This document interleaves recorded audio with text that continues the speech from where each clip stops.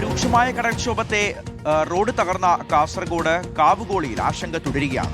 റോഡില്ലാതായതോടെ തീരത്ത് 100ഓളം കുടുംബങ്ങളാണ് ഒറ്റപ്പെട്ടു പോയത്. അരുൺ പൂപ്പറമ്പ ചേരുകയാണ് നമുക്കൊപ്പം. അരുൺ, എന്താണ് ആ പ്രദേശത്തെ കാഴ്ചകൾ?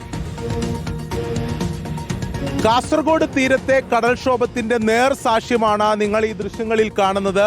ഞാനിപ്പോൾ ഉള്ളത് കാവുകോളി കടപ്പുറത്താണ്. ഇവിടെ ശക്തമായ കടൽക്ഷോഭത്തെ തുടർന്ന് ഒരു റോഡ് തന്നെ 200 മീറ്ററോളം റോഡ് തന്നെ തകർന്നു പോയ ഒരു സ്ഥലമാണ്. ഒരു ഗ്രാമം തന്നെ, നൂറുകണക്കിന് കുടുംബങ്ങളുള്ള ഒരു ഗ്രാമം തന്നെ ആ നിലയിൽ ഒറ്റപ്പെട്ടു പോവുകയും ചെയ്തു. നമുക്ക് ദൃശ്യങ്ങൾ കണ്ടാൽ കൃത്യമായി കാണാം. സ്ഥിരമായ ആൾക്കാർ ഉപയോഗിച്ചുകൊണ്ടിരുന്ന, അതായത് കാസർഗോഡ് നഗരത്തിലേക്ക് ഉൾപ്പെടെ പോയിക്കൊണ്ടിരുന്ന പ്രധാനപ്പെട്ട ഒരു റോഡാണ്. ആ റോഡ് ഈ കടൽക്ഷോഭം ആഞ്ഞടിച്ചു വന്ന കടലിൽ തിരയിൽ പെട്ടാണ് തകർന്നു പോയത്.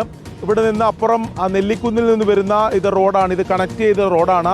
ഇതിന്റെ നടുവിൽ കൃത്യമായി പാതയുണ്ടായിരുന്നു. അത് പൂർണ്ണമായി തന്നെ ആ കടലെടുത്തു. ഇപ്പോഴും നിരവധി കുടുംബങ്ങൾ ഇവിടെ ആശങ്കയോടെയാണ് കഴിയുന്നത്. ഇത് ഈ വർഷത്തെ മാത്രം കാഴ്ചയല്ല. ഈ തീരത്ത് ഇതെല്ലാ വർഷവും ഇങ്ങനെയാണ്. കഴിഞ്ഞ വർഷവും ഈ നിലയിൽ തന്നെ കടൽക്ഷോഭം ഉണ്ടായിരുന്നു. വലിയ നാശനഷ്ടം ഈ തീരത്തുണ്ടായിരുന്നു. പക്ഷേ കൃത്യമായ നടപടികൾ, ഇത് തടയുന്നതിന് വേണ്ടിയിട്ടുള്ള നടപടികൾ ഉണ്ടായിട്ടില്ല. ഇവിടെ ഈ മത്സ്യത്തൊഴിലാളികളും നാട്ടുകാരൊക്കെ ഇവിടെ ഉണ്ട്. ഇപ്പോൾ ഇങ്ങനെ വർഷം തോറും ഇങ്ങനെ ഈ കടലാക്രമണത്തിൽ ഇങ്ങനെ എല്ലാം നശിച്ചു പോകുന്നുണ്ട്. ഈ പൊയ്യച്ചാക്കെല്ലാം ഇട്ടിട്ട് നമുക്കൊരു ഇതും ഗുണമില്ല.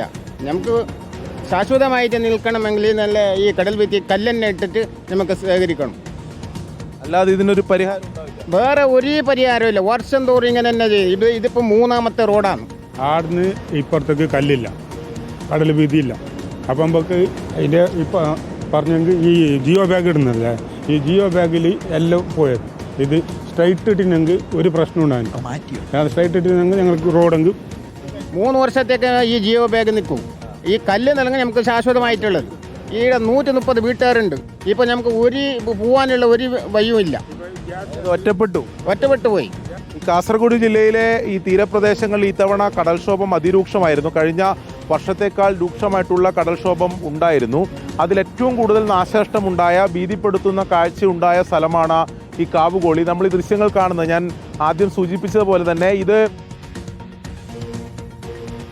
അരുൺ പൂപ്പറമ്പയാണ് കാസർഗോട്ടെ ആ വിവരങ്ങൾ നൽകിയത്.